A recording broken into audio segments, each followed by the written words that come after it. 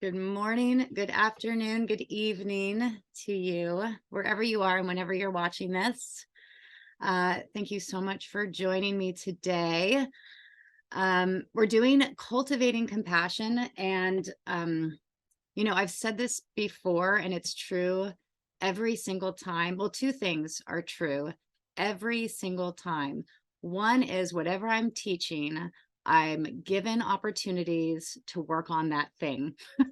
So in creating this class, I have had the opportunity over these last weeks to experience my limitations in compassion and what needs developing in me. So really grateful for that. And the second thing that I'm also very, very, very aware of is that phrase, the teacher continues to teach until she's learned the lesson.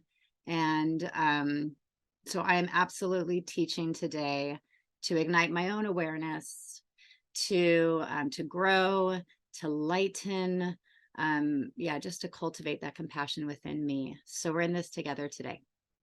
As I said, this class will focus on compassion, and what holistic methods, what ways of thinking, what kind of principles we can hold in balance to enable us to awaken and to cultivate and to deepen the compassion that may already exist within ourselves and with others as well.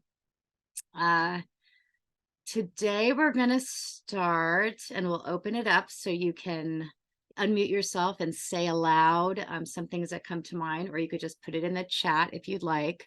But we will, I'd like to know kind of just what you think compassion is. Like, what is compassion? What are the sensations that come to mind?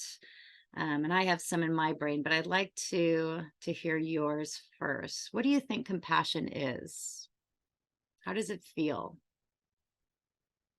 Feeling for others. Feeling for others? Mm. I'm going to write that down. Feeling for others. Yes. And I think it's heart focused. Mm-hmm. Heart focused.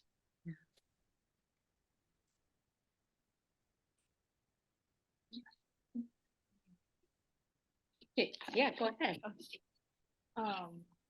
Honestly, I think a lot of compassion is like being there for people when they need someone to lean on, so long as you have the capacity to do that. Mm. Yeah. Could you hear her? I did. Yeah. You said like being there for someone else, right? And I want to hear that last part again. You said with the capacity. Say that again. Yeah, so long as you have the capacity to do that, because you have to be compassionate with yourself as well. Yeah, really, really good. I love that. Okay, I have to write that down. Hold on. So it's a group effort here. Right, we have to be able to do it for, so we're holding space for another person as long as we can do it for ourselves first. That's so great. That's so important. I really feel that as well. If we don't have that capacity for ourselves, or we don't entirely believe or are not in our bodies entirely to be present for somebody else, we're energy beings and we pick up on what that other person is laying down. Awesome. Yeah. As we can for ourselves. I love that. Okay. Anything else? It's similar to what Emily is saying, but it's really about being present, like having your presence, being there, so you are really there, Being a presence. Yes. Yeah. I like that too. That's really cool too, because you could think of presence almost like we could take it off like the self or the ego. It's just like a presence almost feels like we can almost be like a channel for something else to move through us. Yes, that's cool. exactly what I was thinking. Yeah. I just got goosebumps. Yeah, me too. So we're an observer, but we're an observer on both. So we're observer for the person, but also observer for ourselves, because there's the compassion going up and down and all around. Yeah. When you're really in it. Yeah. You're not in your head and having resentments. Yeah. That's really powerful. That observer, that could cross over to other things. So many different other ways of perceiving self in the world, right? That's a big part of trauma healing, right? When we can become an observer to what had happened. when we can look at it from the outside as not something we are living anymore, right? That we could actually just see it. That's a powerful place. Okay. Yeah. What about sensations? Like I often think of like warmth. There's something about compassion that makes me feel warm. What other sensations come to mind in your body when you think of compassion? Wait, you have something? No? Okay. Love. Love. Yeah. Love, care, Kindness. kindness, And loving, empathy. empathy. All the word. These are all the good words. Yeah. Okay. And what do you think is compassion's opposite? Right? What does it not look like? Like, so for instance, one of the main things, one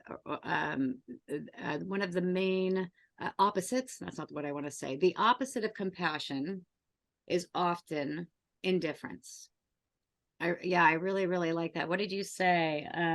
Well, you said it's hard to explain. And I always feel like we're kind of we're close to feeling into the resolve whenever things are difficult to explain, because it's almost beyond words, that kind of way of being. Oh, and I also love, we're going to be talking about this today. I love that you said, and I like, you even, I think said, like, I like it because she triggers, I know she triggers me, and that's something I get to look at. And for me, that's a big part of the class today, is we're going to be looking at ourselves, and that it's almost like I'm more grateful sometimes for the clients and the people and the strangers and the neighbors and the family and the whatever that are really triggering, because I know then that I have an opportunity to be with that and to shift with it. And I like this idea of opening all the drawers and opening all the closets and like putting myself on a table and seeing, what is this? Who am I? And I feel like we can do that with people who trigger us. We're like, let's look at this part of ourselves that is triggered. So cool. And yet it does require the presence, and it does require removing oneself and being able to almost try to be a channel and to really step out. There is an energetic stepping out of the engagement. Fear. That's good. Say it again. Fear. Fear. Yep.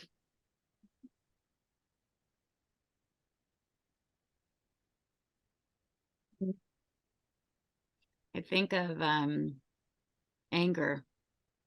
Yes. Yeah. Like resentment, anger, sourness, jealousy. Yes, jealousy. Right? Like all of the, oh, I hear a puppy. Yeah, I wrote in the description of this class, I said, it's almost like it's an inability, for want of a better word, to have compassion can really manifest as a war for oneself, or a war for others. And that can manifest in a microcosm for self, for immediate family, for neighbors, for the neighborhood, or on a grand scale for those we do not know in other places, right? It could really, if we're not tending to that part of ourselves that is ultimately cultivating an evolving compassion, we can get stuck in those places too. Yeah. Okay. All right. So there's also judgment too. Like it's judging the other person. Yeah. Judgment. Yeah. And you said empathy before, so lack of empathy. Right. Okay. All right. So next, all right. So a few components, some things I was thinking about for this class. I feel like one of the first things we have to do is we have to be willing. We have to be willing to give up the war within us, willing to move through either the uncomfortability of living in one's heart, of being vulnerable, of being heart-centered, right? So if I want to be compassionate, and Lori, you were saying it's of the heart. I think it was you that said of the heart. If I want to be of the heart, that might be uncomfortable for me if I'm not used to living there. So there's that, right? I have to be willing to be uncomfortable with living in my heart, or willing to move through the uncomfortability of releasing my anger and releasing my indifference and all the habits that are so easy that I've been doing for so long, right? We know, if we're looking at the brain, those grooves, right, that have been doing that for 30 years, right? If it's been moving down the anger indifference train for 30 years, it's going to be really hard to build a new groove. So that's going to be uncomfortable.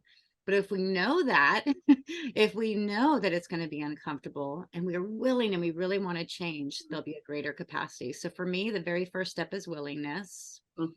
Okay, yeah.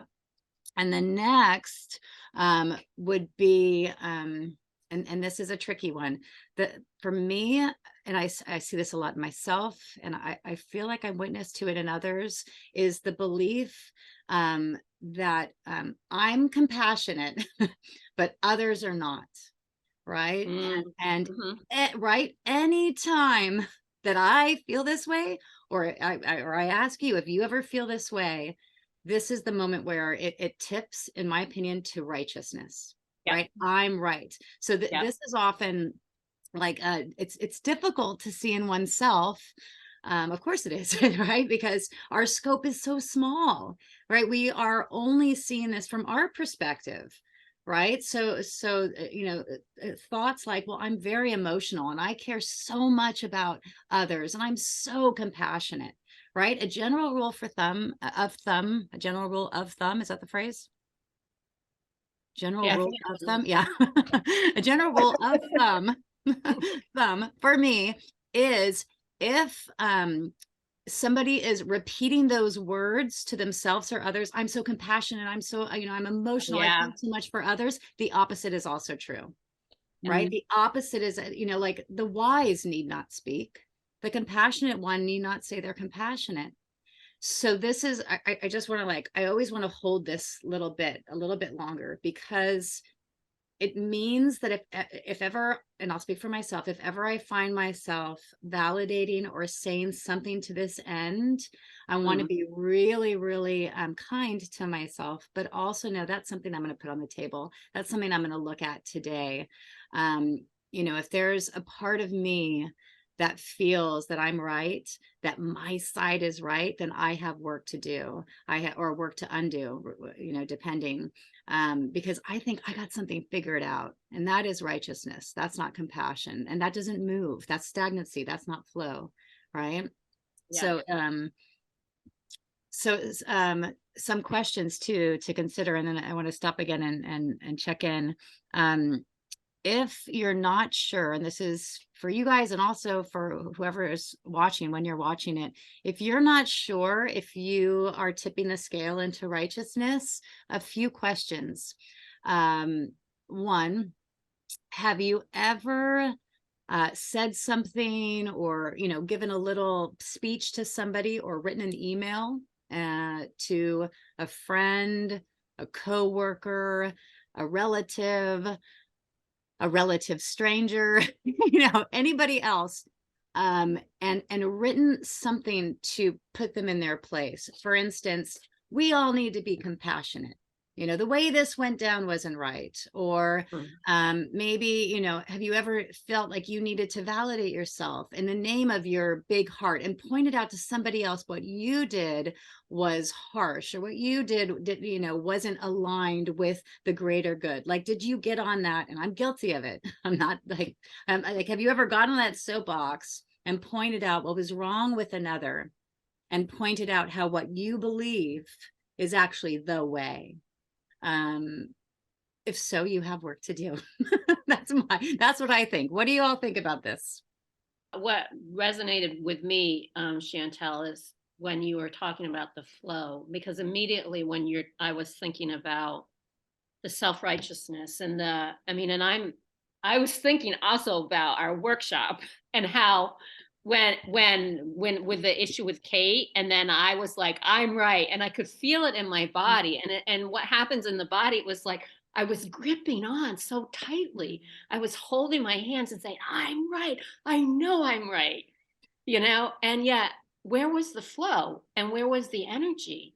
It was just holding on so tightly to, like, they say, what's the saying? Aren't you, do you rather be happy and not right, or right and not be happy, or something like that? It's like, that's the thing. It's like, I'd much rather be happy and be like, okay, there's room here for us to both be right, or there's room for, but boy, that comes up really quickly. It's like, oh, I know I'm right.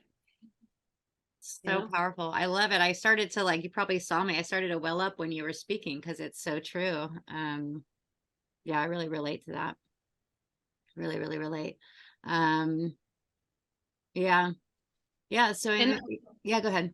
Yeah. and the other thing that I'm thinking too, sorry to interrupt you, I think it's also, some of it is like related to when you were a kid. You know what I mean? It's kind of like, it's like the childlike defense that you had, or Yeah. Yeah.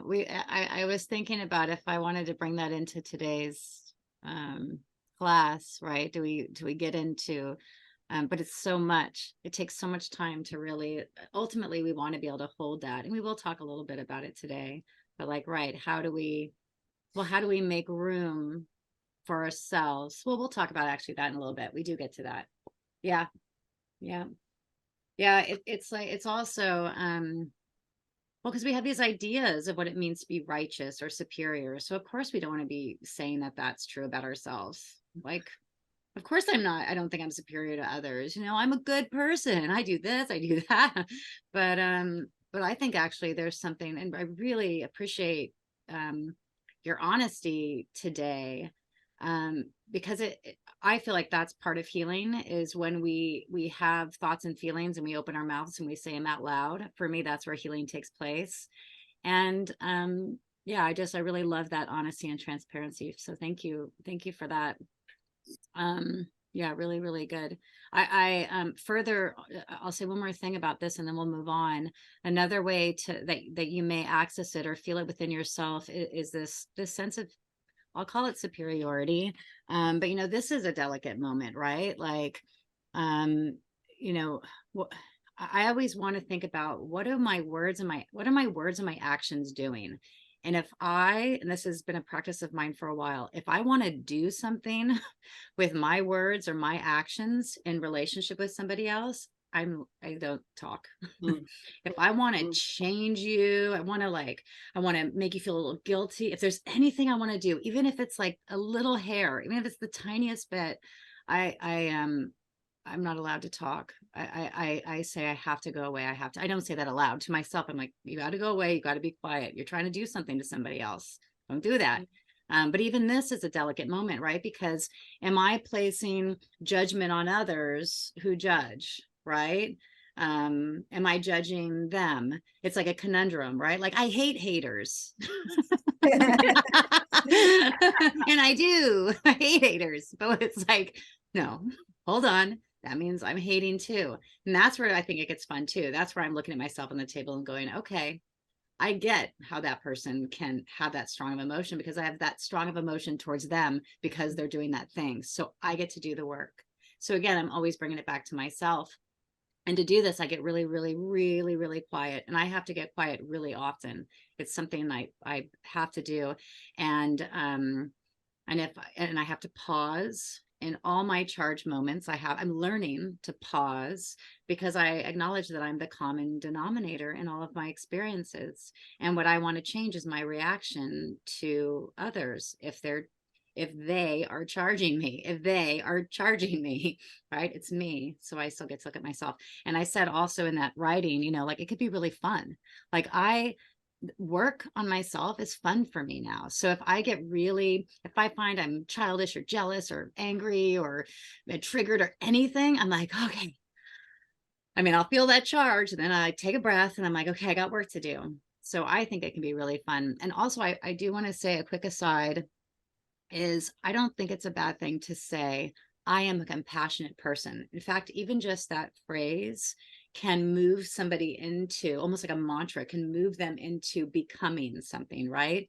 But I just want to say that too, because Because I am also saying, if you find yourself saying you're compassionate and you're loving and you're this and the other, the opposite may be true. So we get to hold that, but also that what we say can be a deepening for ourselves. The more we say it, the more it is true.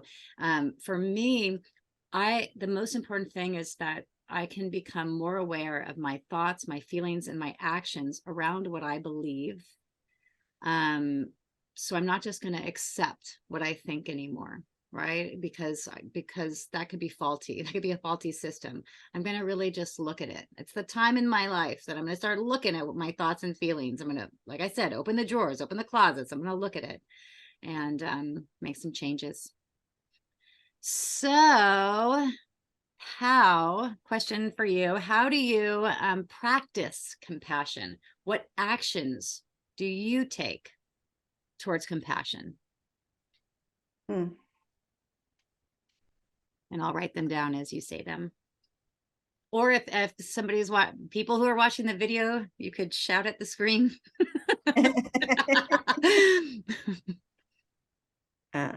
Listen. Listen.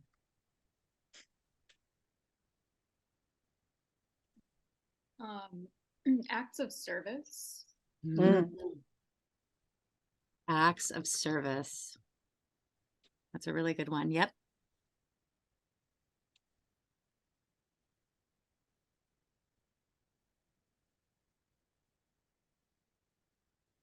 I also think of compassion for oneself, the importance of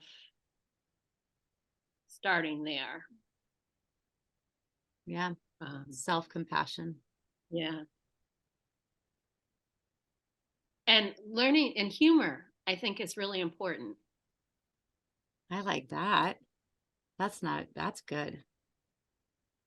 Yeah, when I if you were to look up like, how do I practice compassion? How do I develop my compassion? Like if you put that into a search engine or if you're old school and you open a book, like they're all directives. Be kind, encourage others, be happy, accept people for what they do and who they are, forgive others. They're all directives. And when I was looking at, article after article, everybody's talking about how this is how is be happy, accept others, forgive. And I was like, this doesn't work for me, only because how can I be kind if I've never had kind modeled for me, or I'm not a kind person? How do I encourage others when no one's ever been encouraging of me and I've never actually encouraged others? I don't even know what that looks like. Or how can I be happy if I'm not happy? Like it's almost like the how has to embody an action.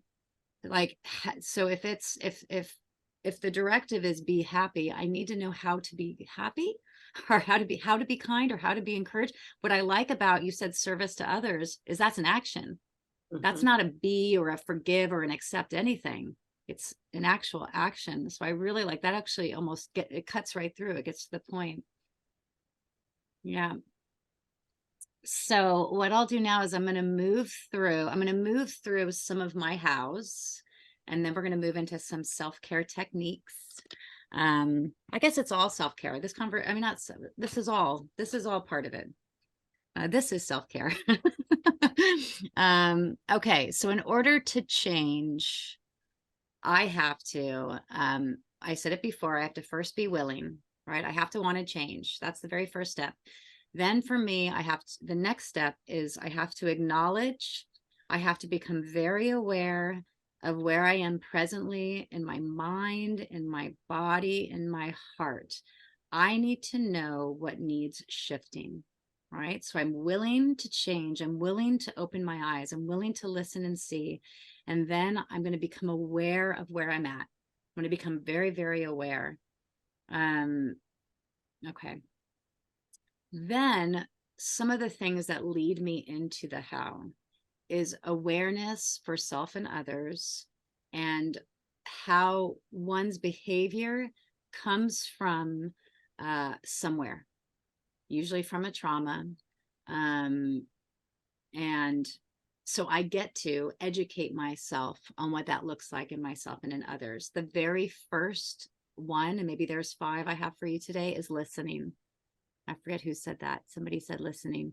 Listening, I think, is the most crucial, and it's the key part to cracking open our hearts, is listening, and purely listening without, you know how when you're listening to somebody and they say something, you're like, oh, and you want to be like, oh, yay, right? Which actually, I like to do that. I call that flow too. That's another kind of flow.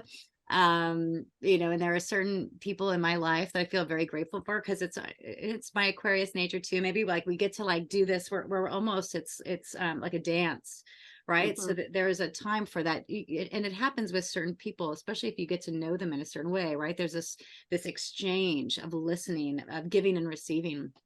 But early on, if we're really trying to cultivate compassion, explore the possibility of looking at the thoughts that come in where you might want to, especially like interrupt, to help or to fix, right? So just purely listening. I started in New York, I think it was like 2010.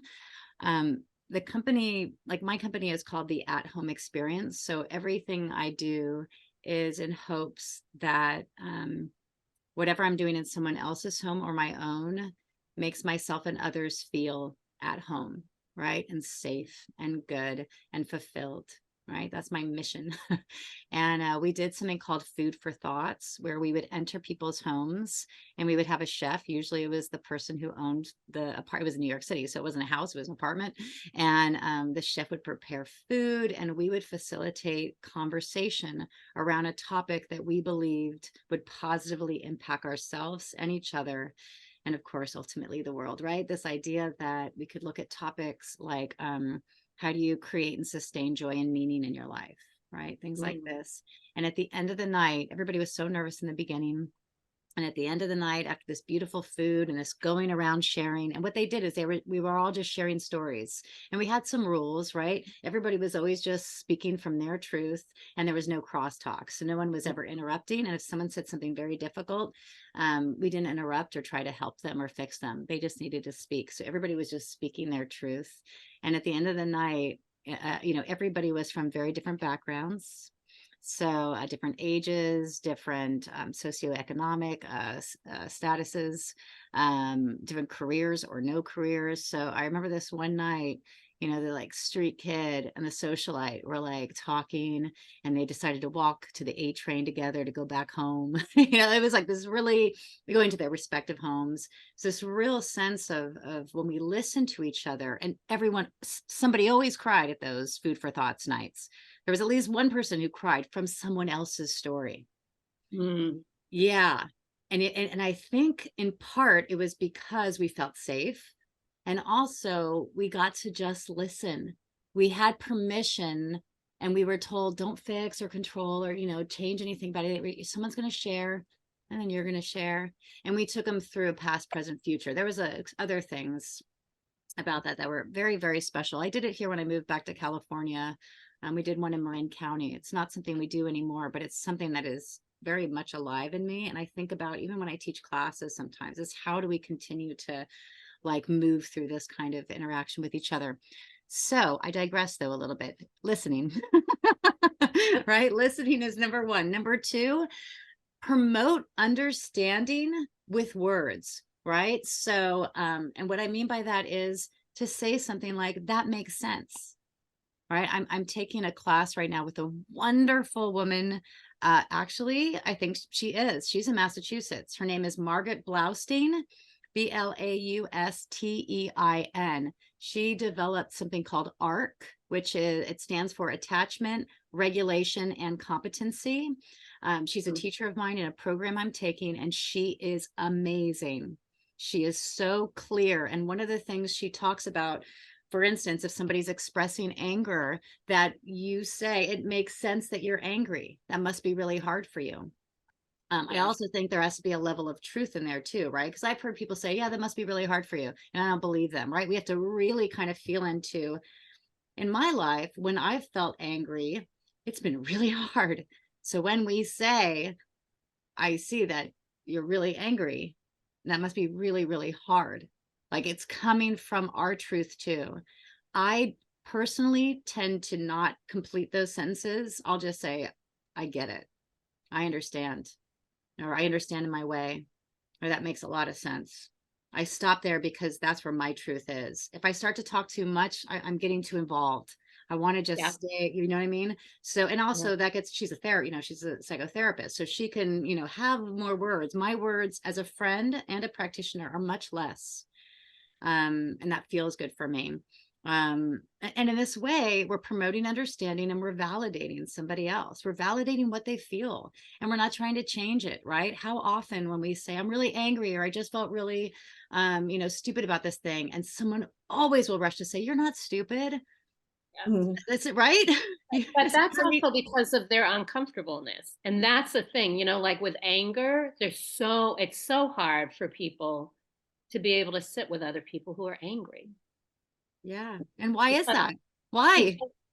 Because of, I think a lot of people haven't been able to they haven't dealt with their own anger, and I think people are afraid.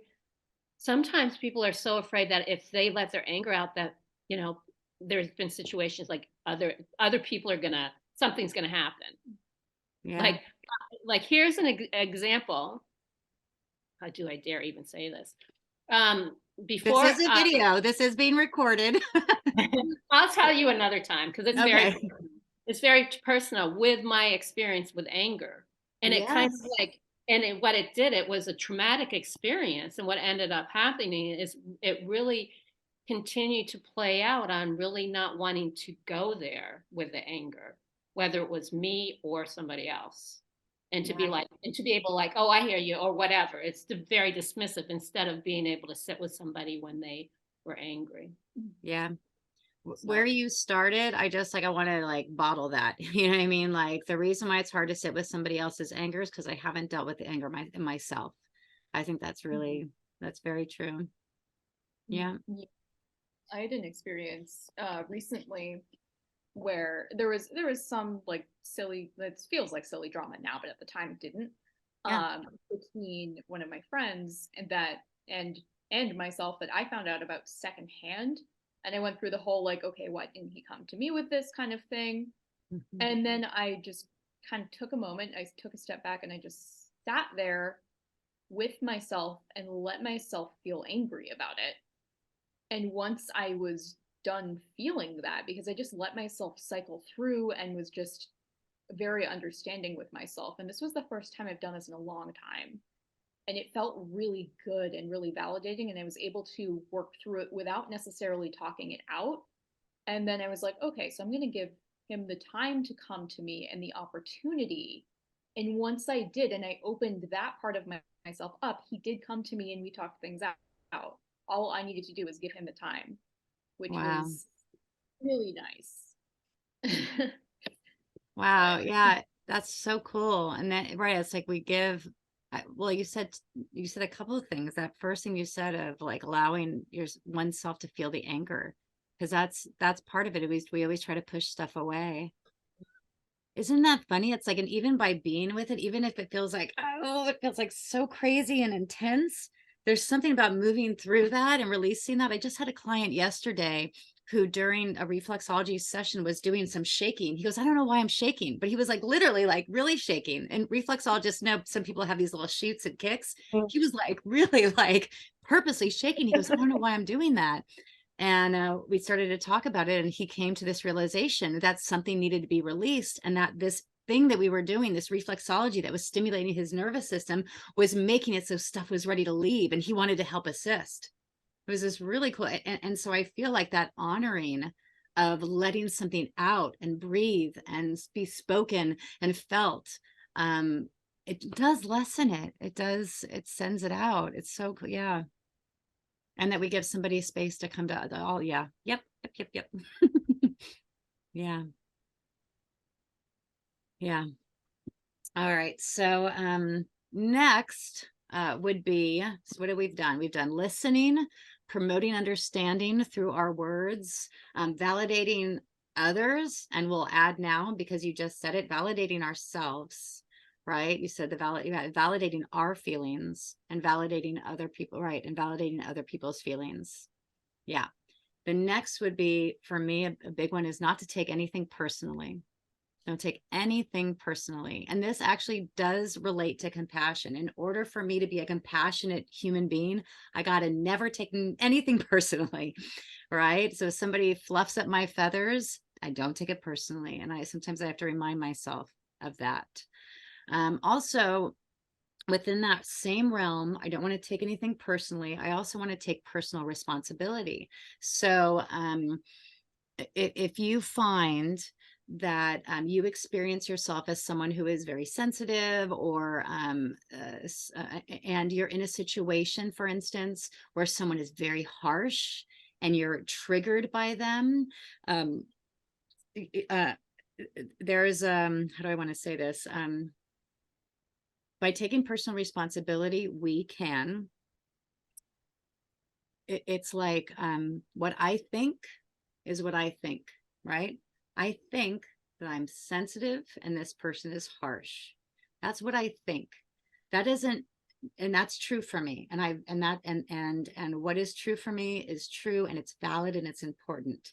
And it is not necessarily universally true. Mm-hmm. Also, that to say is that person who is quote unquote harsh and very direct, that is triggering me, for instance, that person, there is a person out there who needs that, who relates to that directness, right? They're perfect. They're valid. They contribute something. Like every single, maybe that's what I'm trying to say, right? Like every single person is contributing exactly what needs to be contributed to this planet. I need not look at someone else as separate from myself and put them in the box of harsh, too direct, too loud, too this, too that, too other. If only they could be more whatever like me. And, you know, like this is kind of getting into what I was saying before, right? Where there's no kind of righteousness or superiority, because ultimately that's what's happening. If I'm not being compassionate, I'm putting someone else apart from myself. Does that make sense? Mhm. Yeah. Mm-hmm. Okay.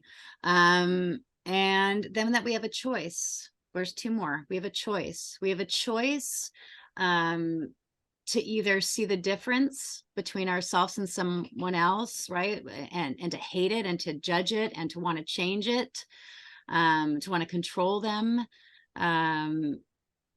You know, I always say, you know, these are very strong words, and some people might take offense to them, right?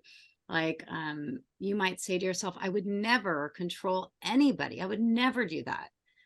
And if that's true, you should definitely bottle that, and you should sell it to me and the rest of the human race, because I have yet to meet a person that in some capacity and has not tried to fix, control, or judge somebody else. Mm-hmm. And I hold that with great compassion, because I know I do that too. I mean, that's just kind of how we are, how we're raised, how we're used to being in the world. So that's why I like to talk about it so openly and honestly. Like, we're all in this together. Let's just figure out, let's chip away at it a little bit and see how we could get a little bit more of those words that we were saying earlier, those principles we were talking about earlier. So to review, we have listening, we have promoting understanding, validating self and others, and now we have a choice. We don't have to react. We can pause. We can choose how we want to communicate.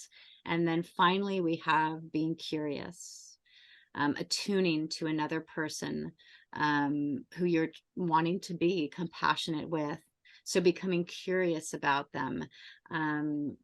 You know, I find it is easy to live a life where, you know, we walk around and generally think we know what we know, you know, and we get to put people in the boxes and, you know, treat them according to our biases of what box they're actually in and titled under. So if we have curiosity instead, then I can ask, why is someone behaving the way they are, right? In my classes, you know, I have some student, I teach a live class a couple times a week, and live classes are always so much fun. And sometimes people stay at the clinic for a while, and you know, you get to know kind of people, and you know, there's one guy that's coming to mind who is almost talking over me the whole time. It's like, and it's wonder. There's something kind of wonderful about it, because it's making me have to look at myself and the parts of me that start to push away or restrict or judge, and get to be in more flow, right? But there's so many different kinds of students. There are ones who interrupt often. There are some that are very diligent and dutiful. I have others who are very emotional and expressive. This is the human, right? Like, this is who we are, right? We're all so diverse. Others who are very shy, right? And then I have myself, who is all the other things as well. And we all get to sit in a room together, as we do now. So what I get to do when I'm being curious is I get to ask myself, you know, I always look at what I perceive to see through the lens. This is just how I tend to see things, is through the lens of trauma and hardship. That's my way in. And I remind myself not to take it personally, but my main thing is I look at that we've all been through something. And the way we are, all the stuff that makes up us is based on something. And if I hold that, and I can get to it pretty quick nowadays. If I hold that, I'm not triggered. I'm not charged. I just see this incredible opportunity for us to kind of come together and learn to be more compassionate beings.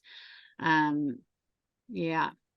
Anything comes to mind? Anything coming to mind? We'll take a little break before we move into something else. I love that, what you just said about seeing things through the lens of trauma and hardship. That's a good, I think I learned that during your workshop. And I feel I've been more mindful of that when dealing with people, just knowing. I think hearing so many different stories that we did that weekend, it was just, whew, and realizing that, yeah, everyone has something, everyone came from something, and just recognizing that, I think is really important. Yeah. You know, there's a very simple statement in Alcoholics Anonymous literature. It's a slogan, and it's something like, look for the similarities, not the differences. I think this is what it is.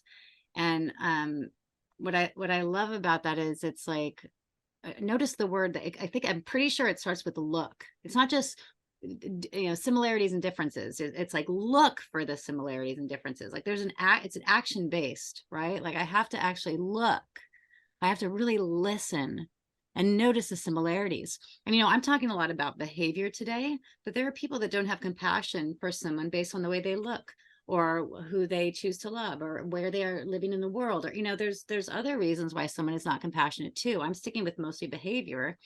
But so this kind of looking for similarities can be true for when we're looking at behavior, for sure. But it's also a way in to, if somebody is looking at similarities, it might be something as basic as, we both have hands. They have a beating heart. I have a beating heart. We've lived about the same number of years. We both have children, right? Like, it almost is like, I almost want to like dumb it down, right? How do we get to the most like basic place, especially if there is a lack of understanding between myself and another person, place, or animal, or thing, or, you know, whatever. Yeah. Yeah. Really good. Okay. So let's move into some stuff. Let's move into some things we can do. So one is, I'm going to say one, it comes from, it's in my book, my second book, Something New Every Day.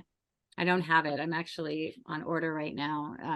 Something New Every Day, Transformative Daily Self-Care Practices. There's a chapter, and I'm going to read it to you. I do have it in my computer. It's a short little page. The chapter is called As If.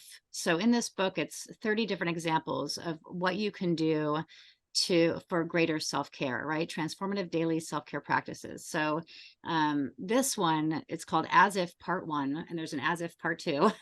And the exercise is to feel into, what would it be like if I lived a different life? How would it be the same? How would it be different? You know, and when I read this to you, we won't have time today, but I want you to, if you're moved to, do just a small meditation, right? Where you just close your eyes or lower your gaze and do this. Think of or allow someone to emerge in your mind, right? Somebody you know, someone you're related to, a neighbor, perhaps a guy that lives on the street that you always see when you go to get coffee on that one street. You know, somebody, let somebody come to mind who lives a very so-called different life than you do. And I'm going to read the chapter and then I'll say a little bit more about that. That's going to be, that's your first homework assignment. Okay. So it's on page 80. It's on page 35. If you're reading along, Lori, I think you have this book. Today, walk through life as if you had less. If you have a home, imagine your life without a home. If you have a car, imagine your life without a car, and so on. Similarly, if you have a small apartment, imagine living in an even smaller apartment. When you pass strangers on the street, the train, or in your complex, ask yourself, how would my life be different if I were them? In what way do I think they have less than I? Perhaps you have kids and they don't. Perhaps you go out to eat or to the theater often and notice they are always home when you come and go. We do this exercise to try to free what others might feel. No, we do this exercise to try to feel what others might feel, to experience the sensations of having less. We do this to ignite our gratefulness and our compassion. No matter how little we think we have, there is always someone with less. Walk in their shoes today. I find this prompt can bring up a lot. Journal about what comes up for you. And then I end with a Thoreau quote, Henry David Thoreau, that reads, could a greater miracle take place than for us to look through each other's eyes for an instant? Mm-hmm. Yeah. He was good at that writing thing. When you do this meditation, you know, really see them. It's your imagination. There's no right or wrong about it. You're not gonna get graded. There's no fault in getting it wrong in your brain, right? It's just a matter. I did it yesterday, just kind of, you know, as I was reviewing what we would do today. And this one person came to mind that he lives on the street. And I just started to see, right? What's that first thing? And give yourself prompts. What's the first thing they do in the morning? You know what you do, right? When you get out of bed, like, you know, your routine. What is their routine? First thing they do in the morning. Do they go somewhere? What do they do? Is there an interruption on their path? It could be quite an expression of imagination, right? Like, I suddenly started, when I said, okay, is there an interruption? He's on his way from here to there. And something did happen and someone stopped him and he got really angry. This one particular person is someone who's very joyful. He's always smiling, but he also can get very mad and has these eruptions. And so there's a lot of joy and a lot of pain in him. And so it kind of felt pretty, I don't know, it felt like it was powerful to be able to allow myself to imagine what a day might be like for him. Even greater still than that, this is just one exercise. Even greater still is to sit in front of a person and ask questions and listen. That's fantastic. But the meditation is another way in as well. Yeah. Sound good? Yeah. Okay. Next, we're going to move into a few self-care tools. We're going to do reflexology today. We're also going to do a Taoist internal exercise. So every part of the body experiences sensations, right? There's external stuff happening on the outside that's experienced internally that creates sensations within and without. There's emotions, there's memories getting stored, right? This body we have is so much more than a body. So when I think of the opposite of compassion, often what comes in is anger.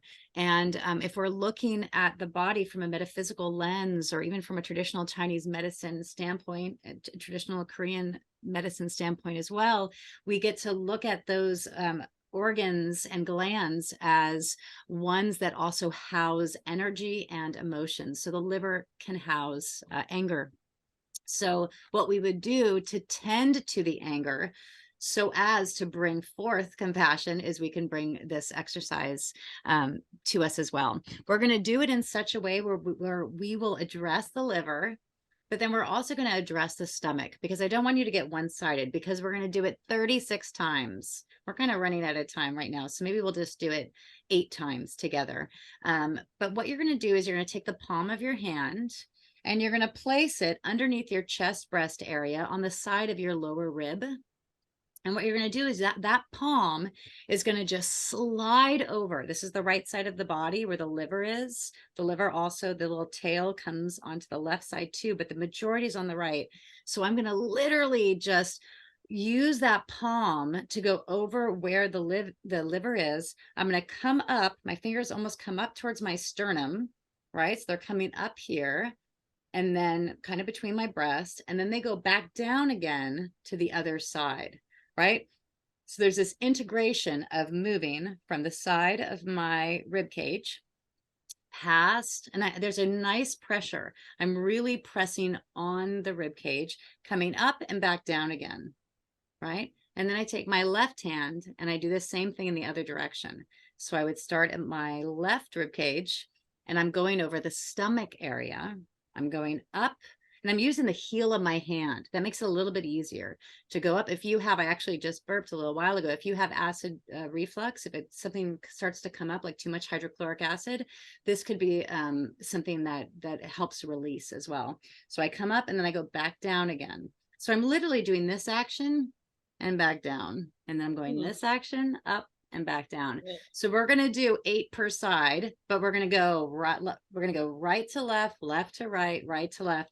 And each side is 1. So let's do 4 per side, just because time is of the essence, right? So does anybody have any questions? Does that make sense? Okay. So we're going to move, pressing on the liver up to the sternum, back down on the other side. Other side, from the left, up, and back down. Other Chantel, side. what's our breath? Where's Say our it breath? again? Where's our breath with this when we're breathing?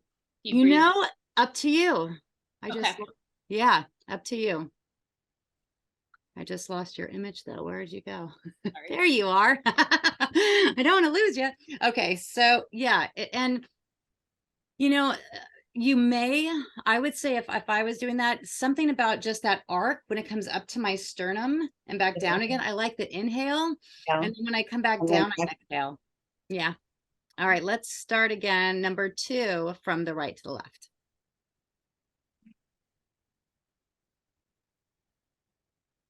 Left to right. Right to left. Left to right. Last time, right to left. Left to right. Good. And I find that sternum area, that solar plexus, I can feel it tight right now, right? It's like I just by touching it, it's like I'm yeah, you're shaking your head. Yeah, it's like I'm like, oh, why am I tight there? Am I nervous? What's going on? Do you feel that too? Mhm. Yeah. So for me, when I feel stuff like that, I'm just like taking the heel of my hand and I'm going like this on my below my, so this is the sternum, right? Like I'm right here. So if I'm lower, I'm actually going like this. I'm pressing down and I'm softening that upper area where that stomach is, right? Again, that's kind of an example of how I feel when I'm triggered out in the world. I'm like, oh, good, I get to work on something. When I feel my body is tight in some way, I'm like, okay, that's something I get to free up. So that's your Taoist internal exercise. That's Dr. Stephen Chang. That's from his book. Also, we can work from a reflexology perspective and do the liver in our hands. So in order to do that today, we take our right hand, and it's going to be this whole area. See how this is like kind of like the ball of the foot? Consider this the ball of the hand. And underneath these metacarpal heads, this is where that diaphragm is. This is actually the place we were going when we were using our palms over our body. We're doing that here with the diaphragm. So in order to address the liver, we're actually going to do this whole area here.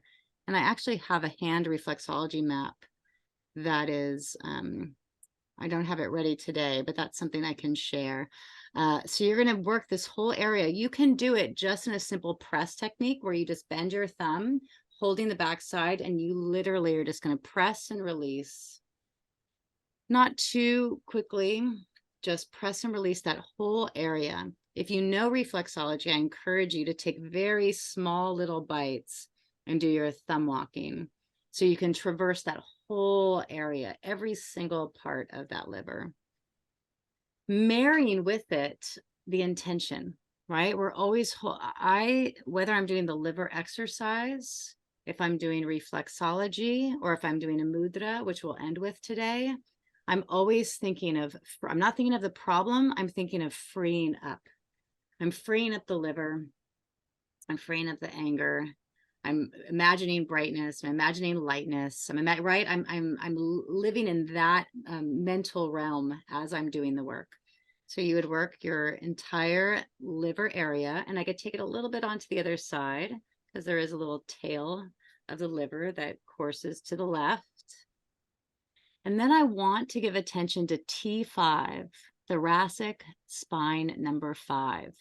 So, and I'm going to show you this in a moment. I'm going to share my screen. Every part of the spine has those nerve roots that come out to innervate different areas of the body, like exterior structures, like arms and legs, and also organs, glands, and whole systems. So T5 is innervating the liver. So we're going to want to give attention there. You can simply just do the entirety of the spine, but I want to show you exactly where it is. So at least when you're giving attention to that area, you can really be sure to go there as well. So I'm going to go ahead and share my screen. Share screen.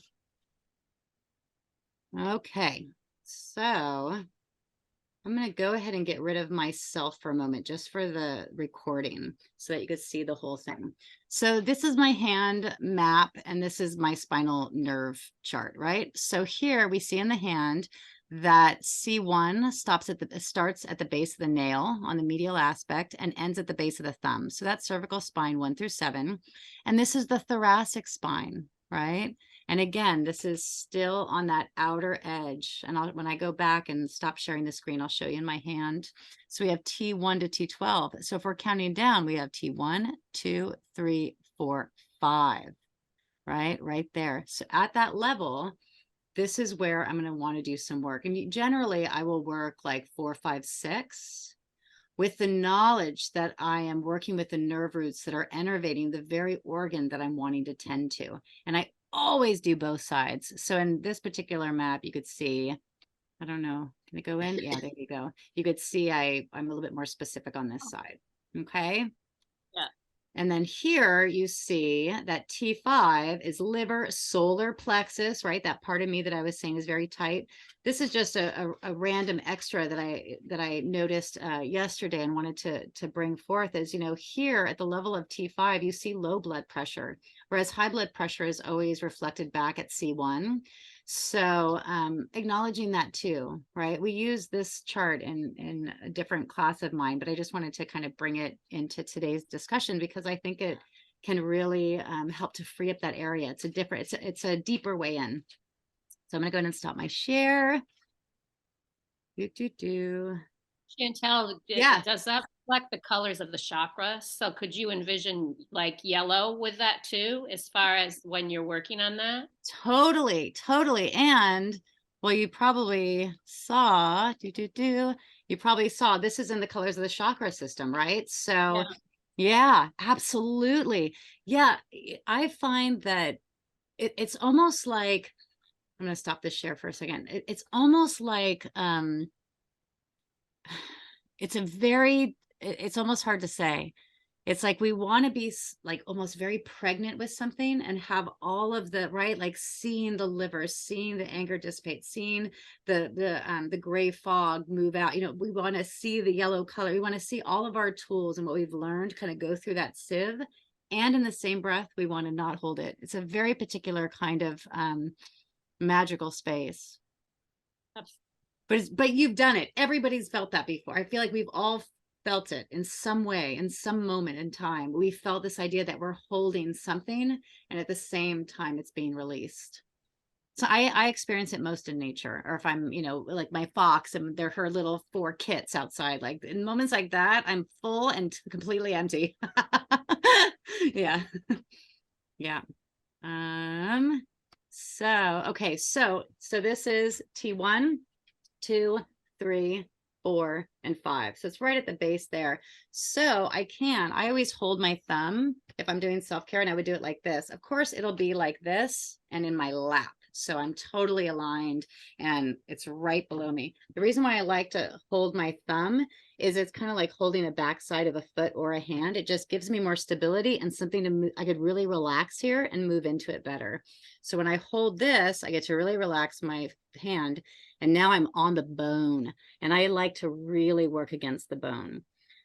In this way, I'm actually working a gentle, light to medium pressure, but it actually feels quite deep because I'm working against the bone. So here I am going 4, 5, 6, right? And I would just work that whole area, okay? Acknowledging that I'm also getting that solar plexus. Okay, let's add one more. This is kind of an aside, and then we'll do one mantra, and then we'll end with a mudra. And that'll be it for today. So I want to just add, we don't have time to talk about it too much, but I want to add the hippocampus because it's the part of the brain that actually is responsible for curiosity. Curiosity is, what is the word I want to use? Not everybody has access to curiosity, right? And this isn't a trauma class. We won't get too much. We won't get into it today. But curiosity is something that it's of a blessing, right? Because if somebody is in high trauma, they can't access that part of their brain. They don't have time to be curious. They have to survive. So we can ignite, and I use the word ignite or calm or give attention to within the reflexology map. Since I can't touch my hippocampus, there's a certain part of the hippocampus. It's called the dentate gyrus. And this area of the hippocampus, like I said, is responsible for curiosity. So when I give reflexology, I always think about the parts of the body and what they do. What is their physiology, right? So if this is the physiology of this part of the hippocampus, I'm going to give it love and attention, and I'm going to use my reflexology technique to access it. So to access it, at the very center of my thumb is a dot or the swirl, and that's my pituitary gland. So you reflexologists know where this is. I turn to the side. So I was like this. I turn to the side like this, and I simply go into the temporal lobes side by side by side, and I rock back and forth. I'm also, because my finger is so big, I'm also getting a little bit of the amygdala. I'm getting more of the hippocampus. I'm getting a lot of areas. And then once I rocked back and forth a little bit, and of course this would just be in my lap and I'd be looking down with a lowered gaze. But up here, I'll slow down and I'll really try to feel into, it's almost like I'm going left, left, left. I take a breath, right, right, right. And if I'm so moved, I continue to kind of work other parts of the thumb. I am now, for some reason, right? It's like not just that area. I want to give a little bit more, and then I'm done. Okay. So next up, we would have, it's just a mantra I wanted to bring up. It's the Hawaiian forgiveness prayer. Many people know this prayer by now, but I love it because it's so simple. And there's something about these words that the more I say them and feel them, even just to self or around somebody that I'm having a hard time with, really, yeah, it's been amazing. Yeah, I feel you. Yeah. So the words are, if you don't know what they are, I'm sorry. Please forgive me. Thank you. I love you. I'm sorry. Please forgive me. Thank you. I love you. And this you can do in a rhythmic mantra fashion. I always find with mantras, I like to say them aloud. I find they just have a little bit more weight when I do. There are also other mantras that speak, especially Thich Nhat Hanh, that speak to suffering and acknowledging that other people suffer and I suffer, we suffer, and I'm here for you, right? Mm. That's, you know, that one, Lori. I don't know if you're on that chapter. That's in that chapter on the mantras, right? That's another thing I would like to say, because I didn't bring it to the class today, but it is really important. And you brought it up earlier, which is self-compassion. And most people know her by now, Kristin Neff. She did a TEDx talk on self-compassion and has some books. Her website is selfcompassion.org. She has a couple books and classes and stuff that she does, and certainly a TEDx talk to kind of get hip to what she speaks about. But she talks about, you know, the mindfulness and the acknowledging of suffering in self and others in a really sweet way. So if anything resonates for you there, I would point you in that direction. Also, Tara Brach, Tara, her last name is Brach. She has a book called Radical Acceptance. And I was looking at it. Technique. Do you have this one? Rain technique. Yeah. Ah, I've worked with Tara Brach for a while. Yeah, I do her meditations daily. Yeah. she's so good. Oh my gosh. So I was just opening to page 272, and she brings up Thich Nhat Hanh. And he writes, so she's quoting him, when you say something like, I love you, with your whole being, not just with your mouth or your intellect, it can transform the world. It's amazing. Oh my gosh. Yeah. So we're going to end with one more thing and then we'll close for the day. So I believe compassion is only possible with self-reflection. Right. So we will close today with a mudra. I don't know if I said mantra or mudra. We're going to close today with a mudra that is for supporting self-reflection, supporting calm. It's called the Lord of Time Mudra. And what you will do, go ahead and actually, many of you probably have done this before. Everybody's done that kind of heart shape, right? Right, by now. We live in a time of heart shapes. So that's what you're gonna do. So I always start here. So right now I'm in, and then I lift up my middle fingers. So it's like a steeple. And then now I get to make that heart shape. And my thumbs are pointing towards me. And we have that steeple. So this mudra is actually good for a few different things. This is a mudra I would teach also for the elimination of bad habits, addictions, addictive behaviors, stuff of this nature as well. But like I said, also really, really good for self-reflection. So what we can do now is we'll just hold it for a minute and then we'll close. So you can, I like to rest my thumbs at my heart, but I don't like my fingers pointing to my face. I kind of point it out a little bit. So find your way, what works best for you. You might even find that just holding them in your lap is more comfortable.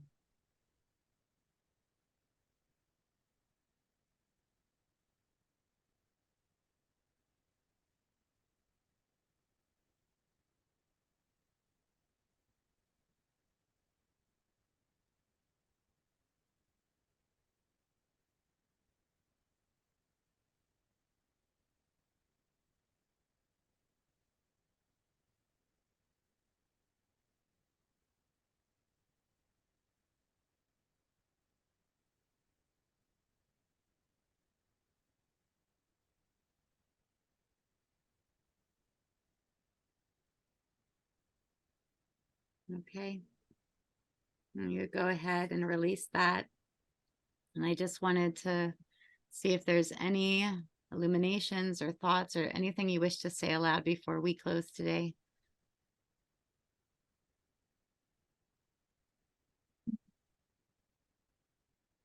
Thank you. Thank you. Yes, thank you. Yeah. All right. I'll see you later.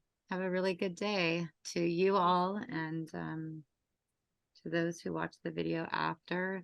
And yeah, if you have any questions about anything we went through today, don't hesitate to reach out. Okay. All right. Bye. Bye. Bye. Thank Bye. you. Love you. Love you.